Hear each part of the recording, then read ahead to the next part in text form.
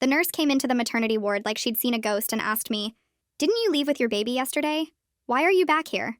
"No, I've been here the whole time," I told her, showing my arms that were still hooked to IVs. The nurse's hands started shaking and her eyes went wide. She frantically pulled up her tablet and showed me that according to their discharge records, I'd checked out with my newborn daughter yesterday.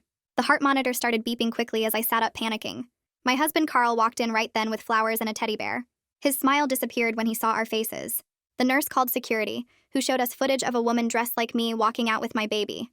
"That's not me," I said in a broken voice. "We have a code pink, everyone." "A code pink," the security guard announced. The head of security reviewed the footage frame by frame across 12 different cameras. But the person was crafty, like they knew exactly where each camera was placed. She also had access to information no one else knew about. My address, social security. They even had my driver's license, something I thought I'd just misplaced the day before. But now I knew someone had taken it. On purpose. And there was only one person who had access. One person who visited. Lisa, my sister. Carl held my hand in his. "You don't think Lisa would actually do something like this to us, right?" I wasn't sure, so we called her, hoping we were wrong. Lisa answered on the first ring. "Lisa, did you take my baby?" I asked. The other line was silent for a while. Then she spoke, her voice icy. "You owe me this baby. If it wasn't for you, my little princess would still be here." David tried to stay calm, to reason with her. "That was an accident, remember? All the officers and doctors said so. There was nothing we could do." We heard Lisa laugh before hearing a loud smacking sound, followed by my baby's screams, like she had hit the kid just to taunt us more. I started shaking so hard the nurses had to steady me. "Lisa, please, she's just a baby," I begged her. "Tell them the truth or you'll never see your baby again," she said, right before the line went dead. Carl slammed his hands on a nearby table and said through gritted teeth, "She's completely lost it. We already told her the truth. What more could she want out of us?" Just then, the police arrived saying that they already managed to track Lisa down. It was where she used to take her daughter Katie every Sunday to feed the ducks and play on the playground with friends. We found her sitting on one of the swings, holding my baby. Her hand was on the baby's neck, like she was ready to crush it at any moment. "I just wanted to be a mom again," Lisa said when she saw me. I dropped to my knees right there in the wood chips. "I'm sorry. I'm so sorry. I should have told you the truth when I had a chance." The words came tumbling out in front of the police and Carl and everyone. I was supposed to be watching Katie at the pool that day 3 months ago. Lisa had asked me to watch her for just 10 minutes while she ran to the bathroom. But I'd wanted a drink, and the house was right there, and I thought Katie knew how to swim well enough. I was inside for maybe 2 minutes, 3 at most. When I came back out, she was at the bottom of the deep end. Everyone told Lisa it was an accident, that kids can drown in seconds, that no one was at fault. But I knew the truth. It was my fault. Lisa had lost everything after that. She became closed off, lost her husband, stopped showing up to work. Lisa handed over the baby. She crumpled into the sand under the swings, sobbing hard onto the floor. A few officers started stepping forward to arrest her, but I stopped them, asked them to give us a few more minutes because I wanted to do one last thing. I bent down in front of her and pulled her into a hug, patting her head gently before whispering in her ear, "I can make sure you go free. You just have to promise not to tell anyone my secret." The officers pulled Lisa to her feet and walked her toward their car while she kept looking back at me with this weird mix of hope and anger on her face. One of them asked if we needed a ride back to the hospital, and Carl nodded because we'd come in the police car. The baby started crying in my arms and I held her close, feeling her warmth against my chest while my mind kept replaying what I'd just promised Lisa. We got back to the hospital and they took us straight to my room where the nurses had been waiting. I sat on the bed with the baby tucked against me while Carl stood by the window looking out at the parking lot below. His shoulders were tight and he kept running his hand through his hair, the way he does when he's trying to figure something out. I couldn't stop thinking about those words I'd whispered to Lisa. I'd promised to help her go free if she kept quiet about what really happened at the pool that day. My heart was beating. So fast I thought Carl might hear it from across the room. The truth was I'd been inside for way longer than 2 minutes getting that drink. I'd actually made myself a margarita because I thought I deserved it after watching Katie all morning. And when I came back out and saw her at the bottom of the pool, I just froze for a bit because I was scared about being drunk and what people would think. An EMT came in and started checking over the baby, looking in her ears and eyes and listening to her chest with a stethoscope. She asked questions about whether the baby had been dropped or shaken, and I said no, that Lisa had just been holding her. The EMT nodded and said the baby seemed fine despite everything, just a little fussy from being outside in the cold for so long. Carl finally turned away from the window and looked at me. He asked if I was okay, but his voice sounded weird and distant, like he was talking to someone he didn't quite trust anymore. I told him I was fine, just shaken up, and he nodded slowly, but kept staring at me with this look that made my stomach hurt. About an hour later, a detective showed up at my door. He was maybe 40 with gray at his temples and tired eyes that had probably seen too much. He introduced himself as Detective Warren Fox and asked if he could talk to me about what happened at the park. I said share, and Carl pulled a chair up next to my bed. Detective Fox sat in the other chair and pulled out a notebook. He asked me to walk him through the phone call from Lisa and what she'd said. I told him about Lisa calling and saying I owed her a baby, about how she'd said if it wasn't for me, her daughter would still be alive. The detective wrote everything down and asked what I thought she meant by that. I explained that Lisa had been struggling since Katie drowned 3 months ago, that she'd lost her job and her husband and was dealing with really bad grief. I told him everyone had said it was just a tragic accident, but Lisa couldn't accept it. Detective Fox nodded and asked me about the pool incident. My mouth went dry, but I forced myself to repeat the same story I'd told everyone else. I said I was watching Katie while Lisa went to the bathroom. I said I went inside for maybe 2 minutes to grab something, and when I came back, Katie was at the bottom of the deep end. I described pulling her out and doing CPR and calling 911, but it was too late. Carl reached over and squeezed my hand when I started crying.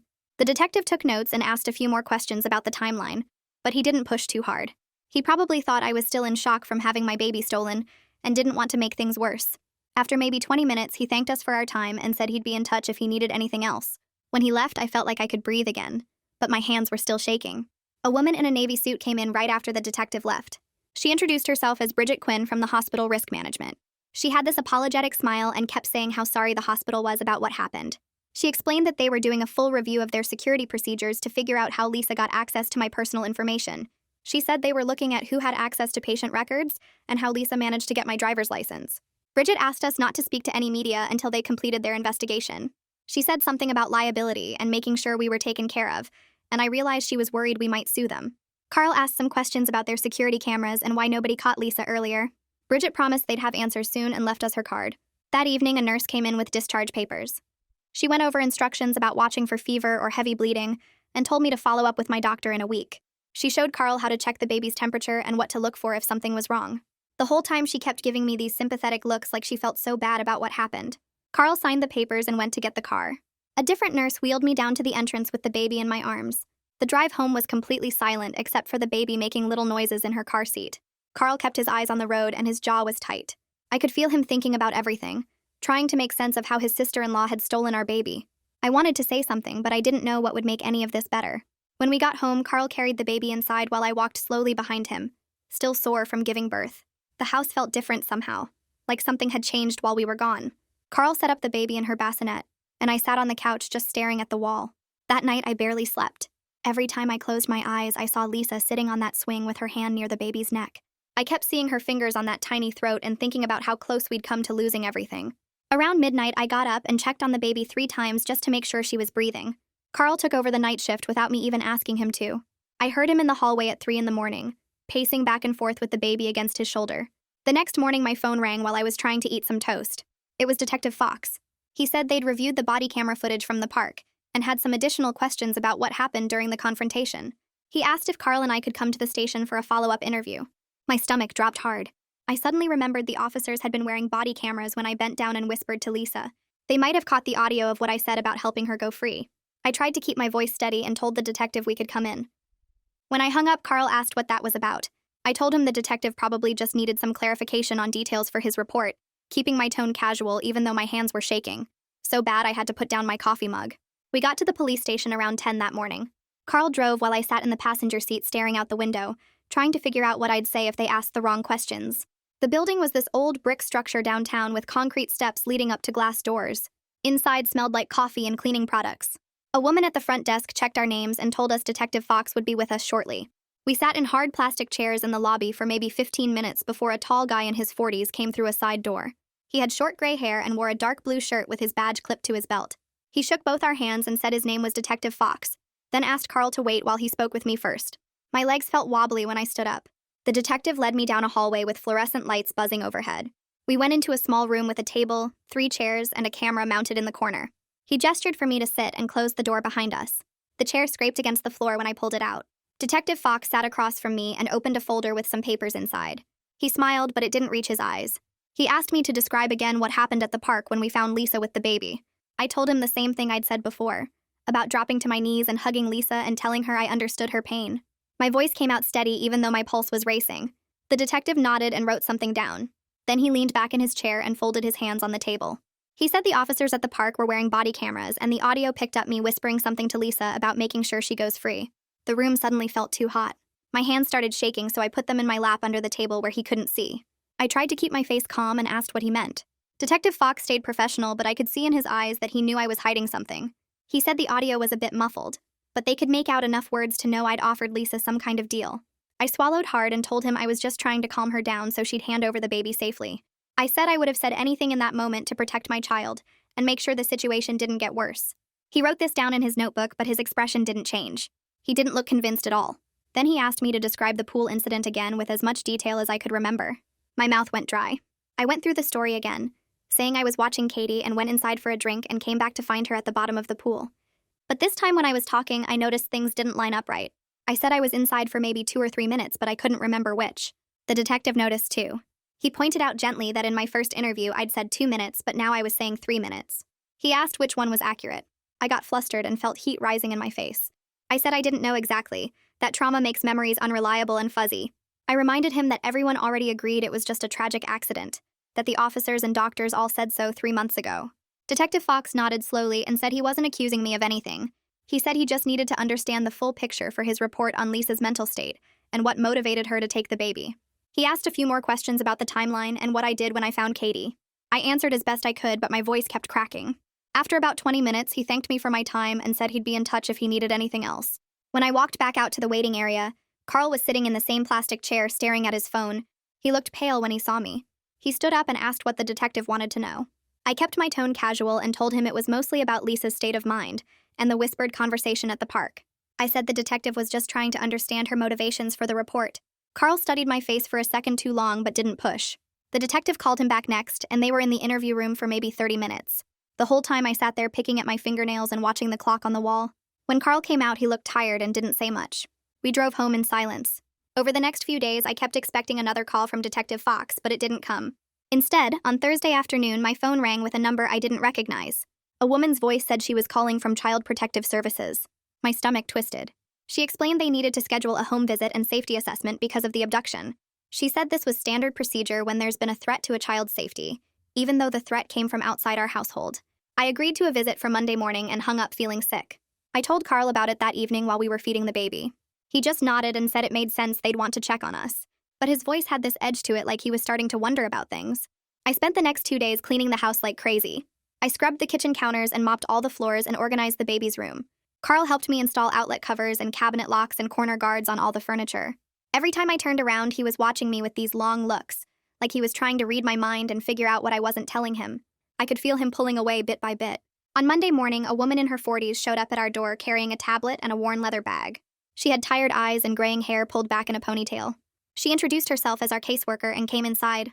We sat at the kitchen table while she asked detailed questions about our support system and mental health. She wanted to know who helps us with the baby, if we have family nearby, whether either of us has a history of depression or anxiety. I told her Carl's mom, Lynette, lives about 20 minutes away and comes over to help sometimes. The caseworker was kind but thorough. I could tell she was trying to figure out whether the trauma of the abduction had made either of us unstable or unsafe as parents. She asked to see the baby's room and watched me change a diaper and prepare a bottle. She took notes on her tablet the whole time. Then she asked about my relationship with Lisa before Katie's death. I explained we were close sisters who saw each other at least once a week, sometimes more. We'd have coffee or take the kids to the park together. The caseworker asked if there were any conflicts or tensions between us before the drowning. I said no, that we got along great and Lisa was a wonderful mom. I told her Lisa just completely broke down after losing Katie and couldn't think straight anymore. The caseworker wrote all this down and asked more questions about the day Katie drowned and how Lisa reacted afterward. I stuck to my story about it being a terrible accident that nobody could have prevented. After about an hour, she said she had enough information for now and would follow up with us in 2 weeks to see how we were doing. After she packed up her tablet and left, Carl stood in the doorway watching me feed the baby. His arms were crossed and his jaw was tight. He walked over and sat down across from me at the kitchen table. His voice came out quiet, but strained when he asked if there was something I wasn't telling him about what happened at the pool. He said he needed to know everything because he couldn't protect our family if he didn't understand what was really going on. I felt my throat close up. The baby squirmed in my arms and I focused on adjusting her blanket. Tears started running down my face before I could stop them. I told him I felt so guilty about Katie, that I kept replaying that afternoon over and over in my head. I said I kept wondering if I could have done something different, if I should have been watching more carefully. My voice cracked and I had to stop talking for a second. But I didn't tell him about making the margarita or going inside to refill it. I didn't tell him about the 30 seconds I froze before calling 911 because I was panicking about being drunk. Carl watched my face the whole time I was talking. I could see his jaw getting tighter and his hands gripping the edge of the table. He asked me directly if that was everything. I nodded but couldn't meet his eyes. He stood up fast and the chair scraped against the floor. He said he knew I was still holding something back and he didn't understand why I wouldn't just tell him the truth. Then he walked out of the kitchen. I heard him go upstairs and a door slam. That night, I put the baby down in her crib and went to our bedroom. Carl wasn't there. I found him in the guest room with the door closed. I knocked, but he didn't answer.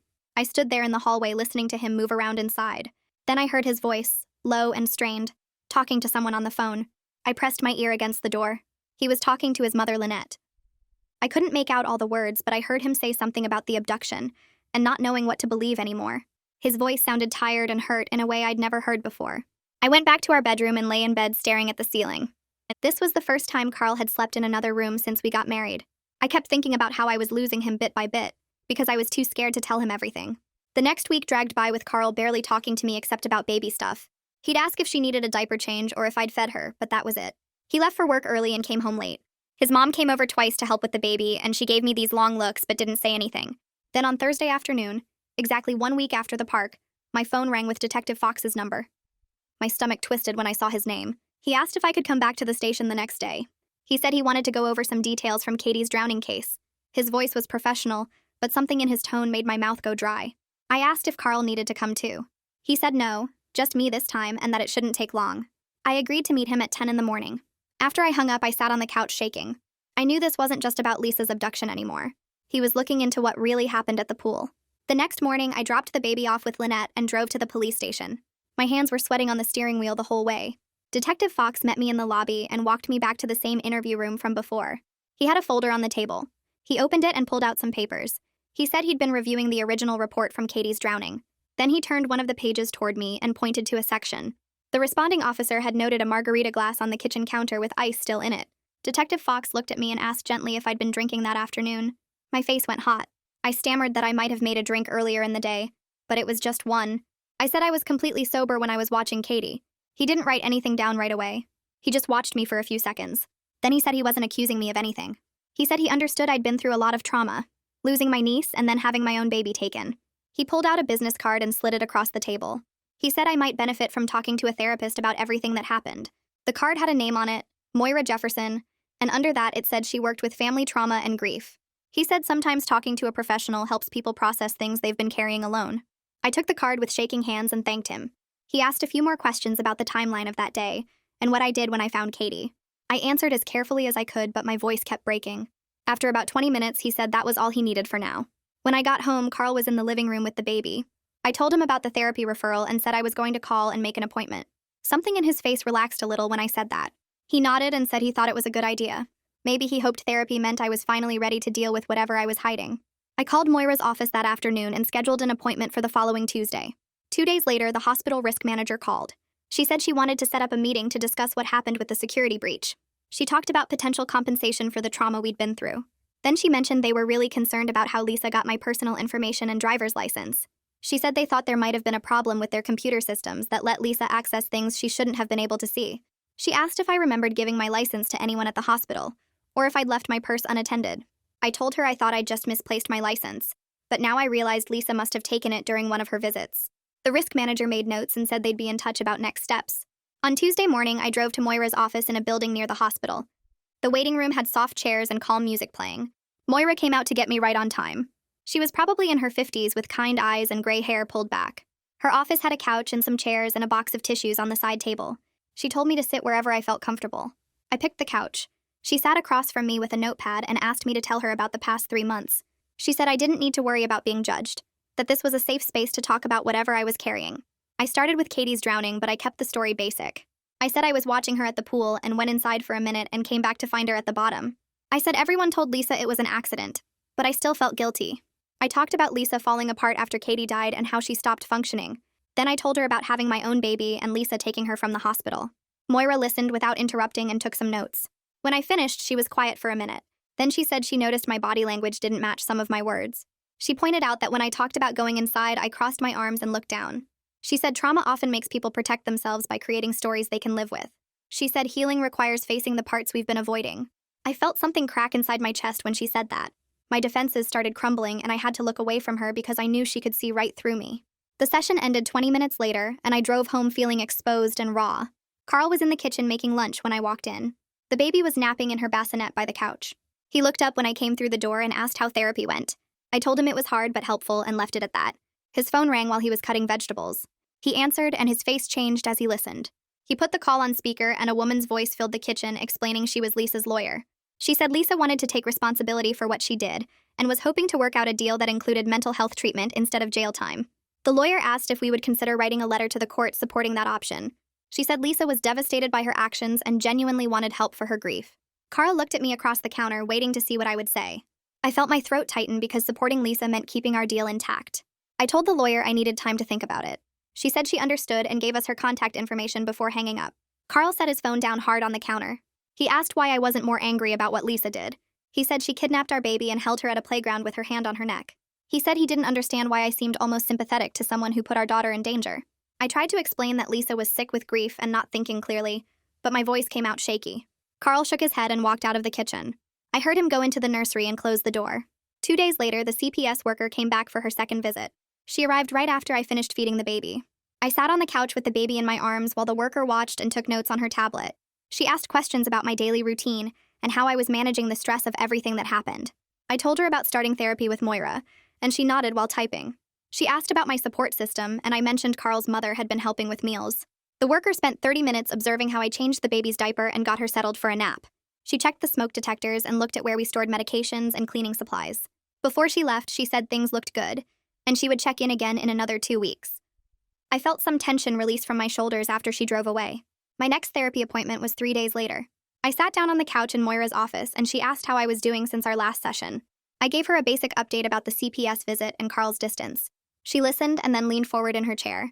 She asked me directly what I whispered to Lisa at the park that day. I felt my stomach drop. I tried to deflect by saying I just told her I understood her pain.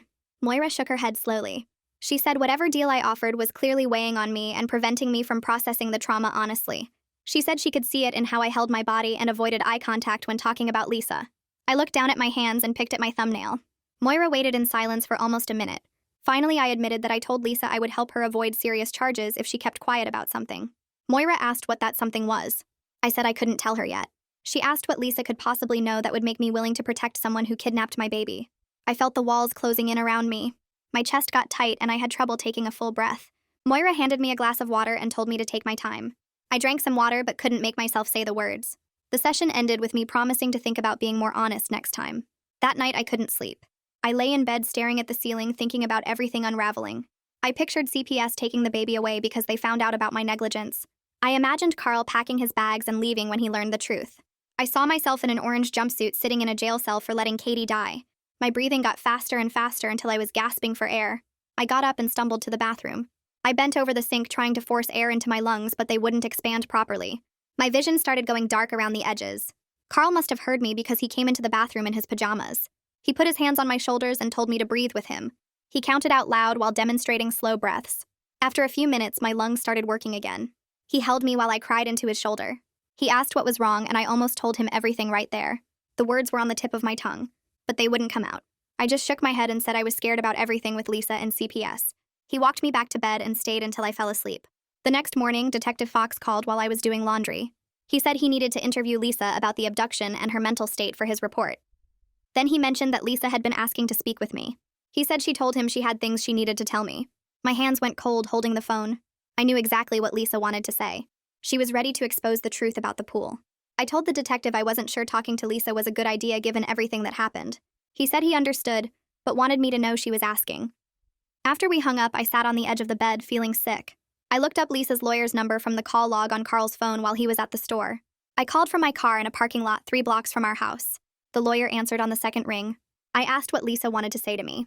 The lawyer was quiet for a moment, then explained that Lisa felt terrible about scaring the baby. She wanted to apologize for putting her in danger, but the lawyer said Lisa was also struggling with anger toward me. She said Lisa believed I was responsible for Katie's death and should face consequences too. I gripped the steering wheel until my knuckles turned white.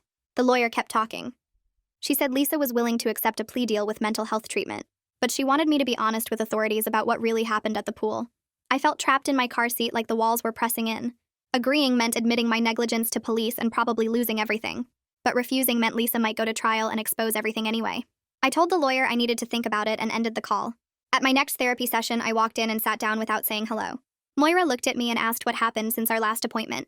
I opened my mouth to give another vague answer, but instead I started crying. The tears came hard and fast. Moira handed me the tissue box and waited. I wiped my face and took a shaky breath. Then I told her everything. I admitted I made a margarita that afternoon at the pool. I said I went inside to refill my drink and check my phone. I told her I was gone for at least 5 minutes, maybe more. I explained that when I came back and saw Katie at the bottom of the deep end, I froze. I stood there for maybe 30 seconds just staring because I was panicking about being drunk and what would happen if anyone found out. Then I jumped in and pulled her out and called 911, but those 30 seconds might have mattered. Moira listened without interrupting. When I finished, she asked how carrying this secret had affected my life over the past 3 months. I realized the guilt and fear had been eating me alive from the inside. I'd been lying to everyone for months, hiding behind the accident story while my sister fell apart and my marriage slowly cracked. Moira sat back in her chair and asked me how carrying this secret around had changed my life since Katie died. I started talking and couldn't stop. I told her about the panic attacks at night when Carl was asleep, about checking on the baby every 15 minutes because I was scared something would happen on my watch again, about avoiding Lisa's calls for weeks after the funeral because I couldn't stand hearing her voice, about the guilt that made my chest tight every time someone said it wasn't my fault. Moira listened to all of it without interrupting. When I finished, she asked if I could see how the lying had hurt me just as much as everyone else. I nodded because it was obvious now that I'd said it out loud. The fear of getting caught had been worse than just admitting what I did in the first place. Moira leaned forward and said the only way out of this mess was to tell everyone the truth. She said I needed to start with Carl, then go to Detective Fox, then support Lisa getting the help she needed while I took responsibility for my part in Katie's death. Her voice was gentle, but firm when she said hiding hadn't protected me at all. It had just made everything worse and put my own baby in danger when Lisa broke down.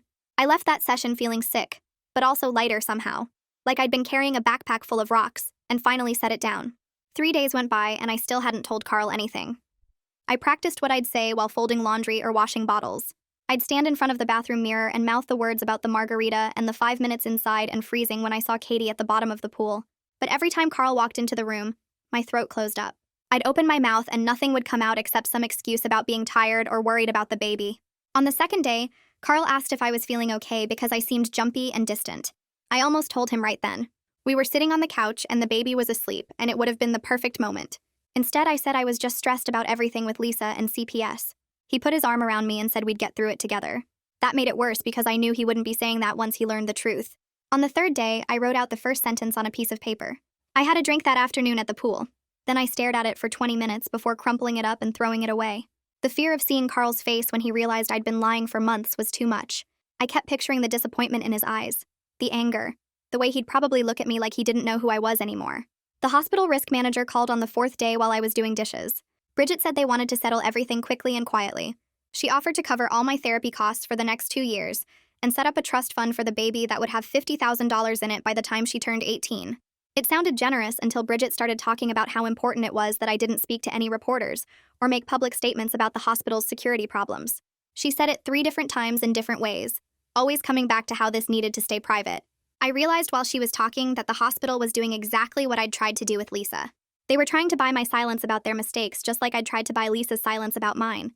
The parallel made me feel sick. I told Bridget I needed to think about it and hung up. Then I sat on the kitchen floor with my back against the cabinets and cried because I was so tired of everyone lying and covering things up and pretending mistakes didn't happen. My next session with Moira was 2 days later. She asked right away if I'd told Carl yet. I shook my head and stared at my hands. Moira didn't say anything for a long moment.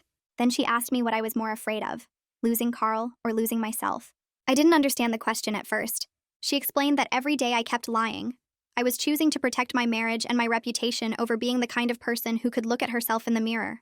She said if I really wanted to heal and be a good mother to my daughter, I had to stop putting my own protection ahead of honesty and taking responsibility, even if it hurt, even if Carl left, even if I ended up with a criminal record. Her words hit me hard because she was right.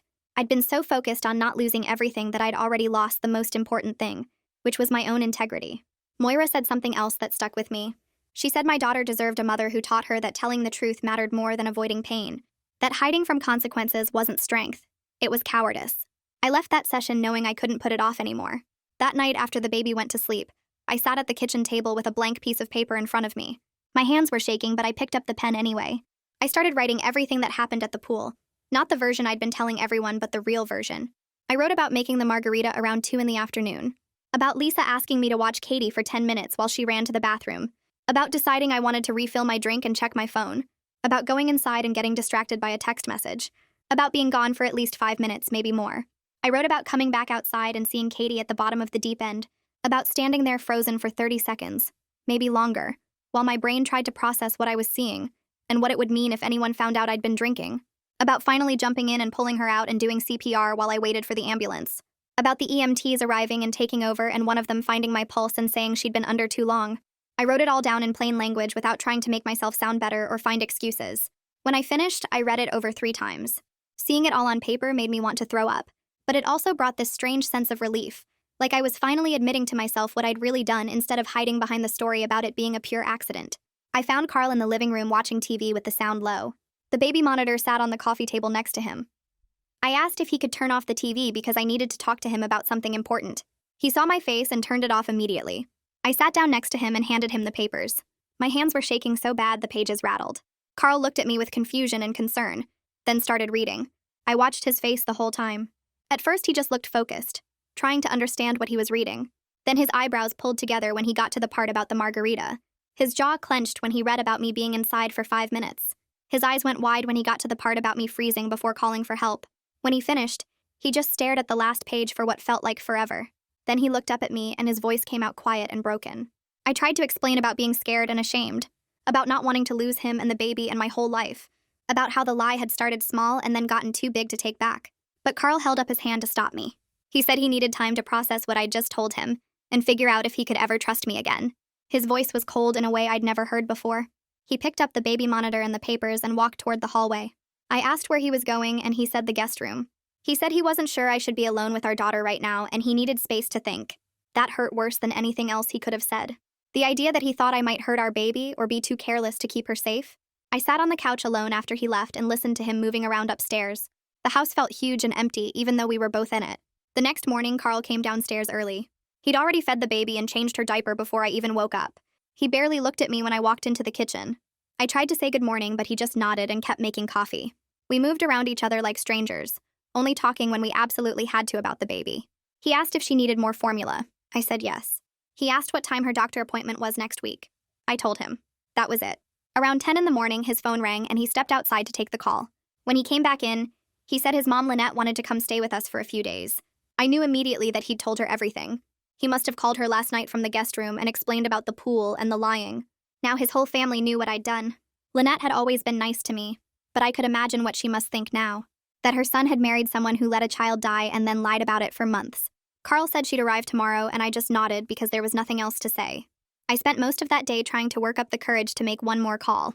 I kept picking up my phone and putting it back down. Finally, around 3 in the afternoon, I dialed Detective Fox's number before I could change my mind. He answered on the second ring. I said I had information about Lisa's case and about my own statement from the pool incident 3 months ago. My voice shook, but I kept talking. I said I needed to meet with him and tell him the truth about what really happened that day. Detective Fox was quiet for a second, then said he could meet me tomorrow afternoon at the station. I thanked him and hung up. That night, I lay in bed staring at the ceiling, scared about what would happen when I told the detective everything. But I also felt strangely calm, like I'd been running from something for months, and I was finally ready to stop and face it. Tomorrow, I'd walk into that police station and admit what I'd done. I'd probably end up with charges. I might lose Carl completely. CPS might take the baby away. But at least I'd be telling the truth for once instead of living in constant fear of getting caught. The next afternoon, I walked into the police station holding the folded papers in my sweaty hands. Detective Fox met me in the lobby and led me to a small interview room with a table and 2 chairs. I sat down and slid the papers across to him without saying anything. He picked them up and started reading while I watched his face.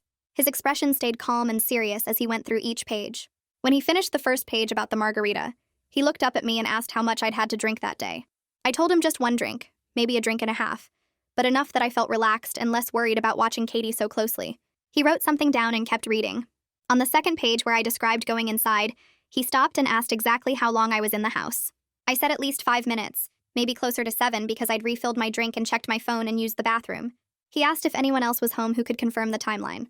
I shook my head and said it was just me and Katie at the pool. He moved to the 3rd page about finding her at the bottom and asked why I froze before calling 911.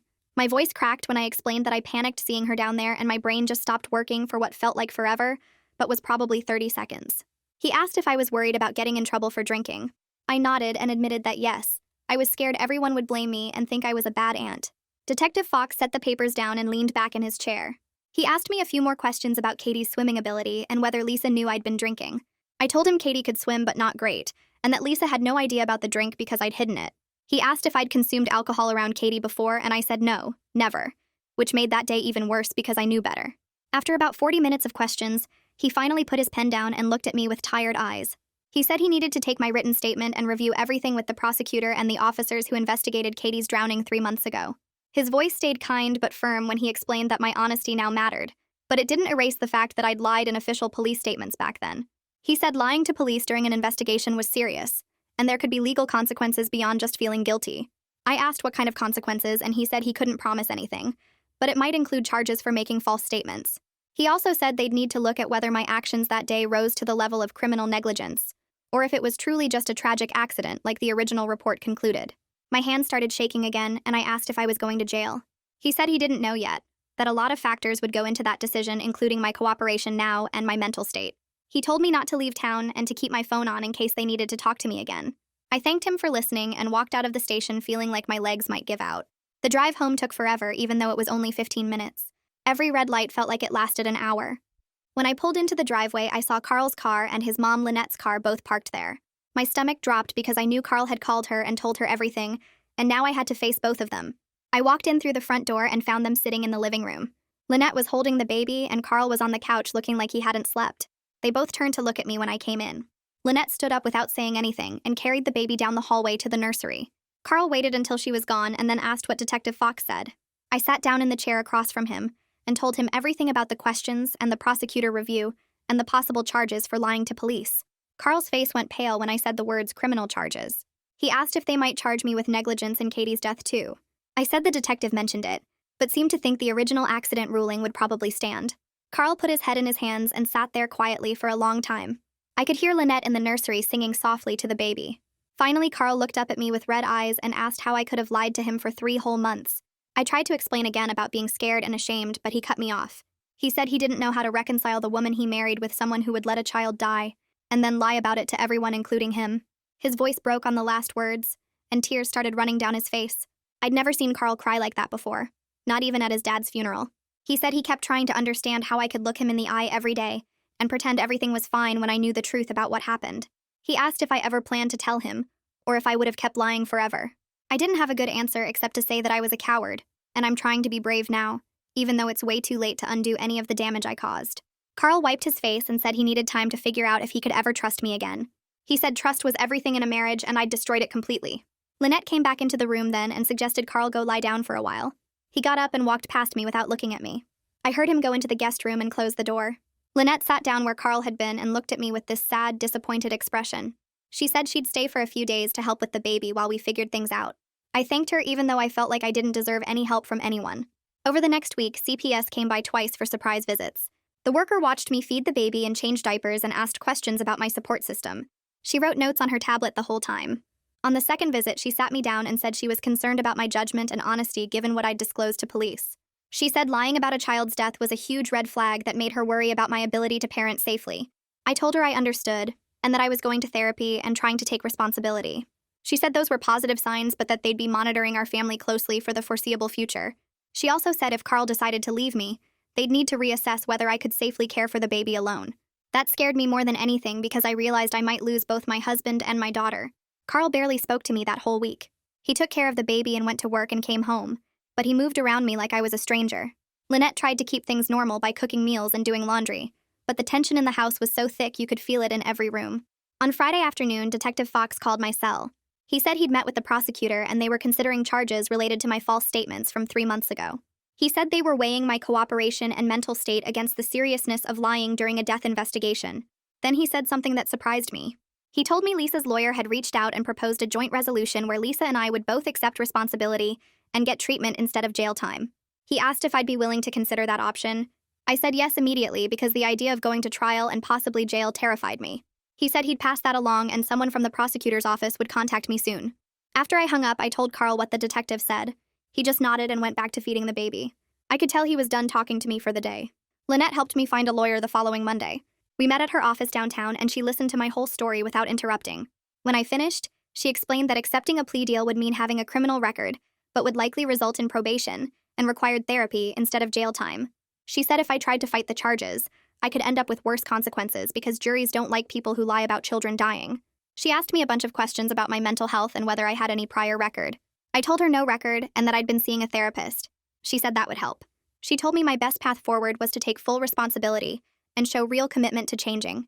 She said the prosecutor would want to see genuine remorse and a solid plan for treatment. I hired her right there and signed the paperwork.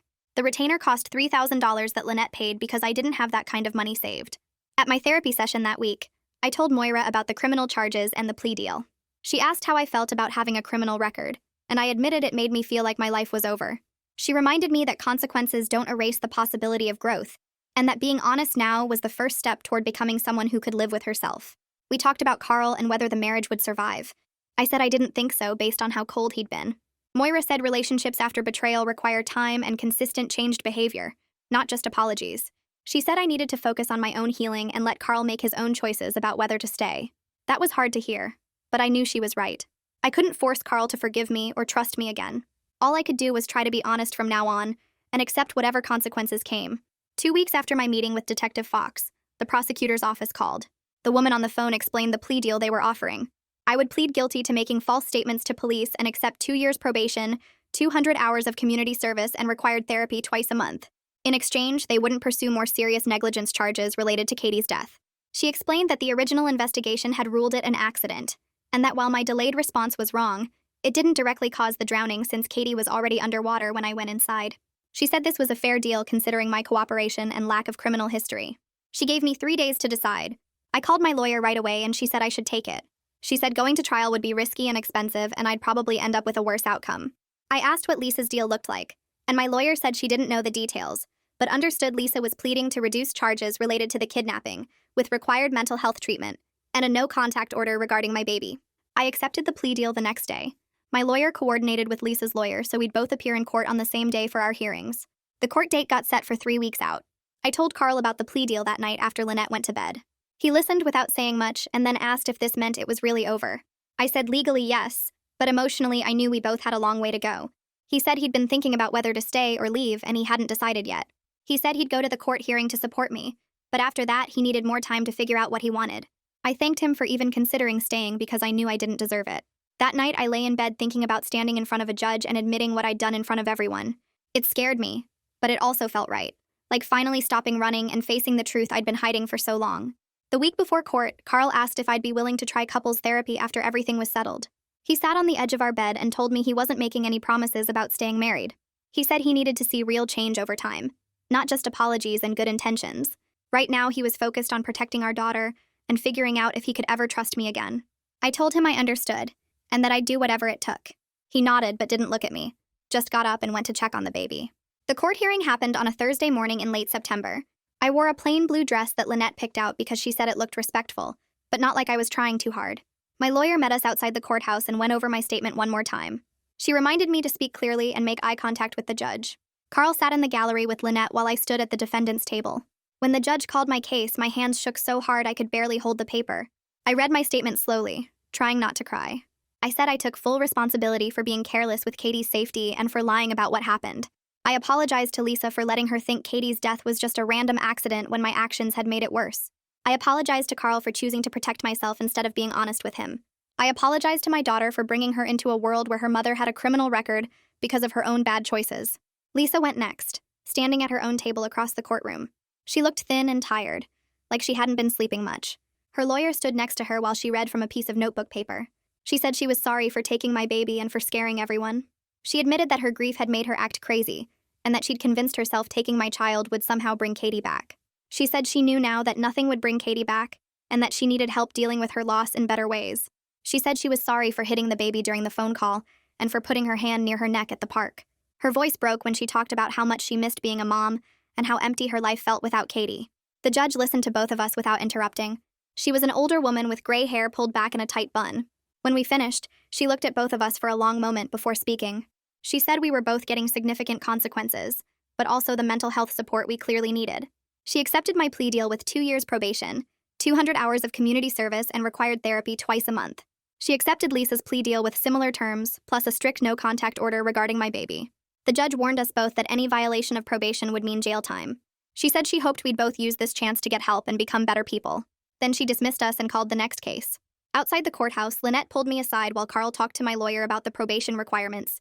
She told me she was disappointed in the choices I'd made, but that she respected me for finally telling the truth. She said she'd support Carl whatever he decided about our marriage. She offered to help with childcare so I could complete my community service hours and make it to all my therapy appointments. I thanked her and started crying, which made her uncomfortable. She patted my shoulder awkwardly and said we'd figure it out one day at a time. 2 weeks later, CPS scheduled their final assessment meeting. The worker came to our house and reviewed all the court documents and therapy plans. She asked Carl about his involvement with the baby and his thoughts on my ability to parent safely. Carl said he was watching carefully and wouldn't leave our daughter alone with me until he felt confident I could be trusted. The worker seemed satisfied with that answer. She said that with the court-mandated therapy, probation supervision, and Carl's active role, she felt the baby could stay in our home. She closed the active case but noted in her file that any future concerns would be taken more seriously, given my history of dishonesty. I started my community service at a place called Family Support Services that helped people dealing with grief and trauma. My supervisor was a woman in her 50s who'd lost her own son years ago. She put me to work answering phones, filing paperwork, and helping set up support group meetings. The work was boring and hard, sitting in a windowless office for 4 hours every Saturday. But it also helped me see how many other people were struggling with loss and guilt. I heard stories about parents who'd lost kids to car accidents, illness, suicide.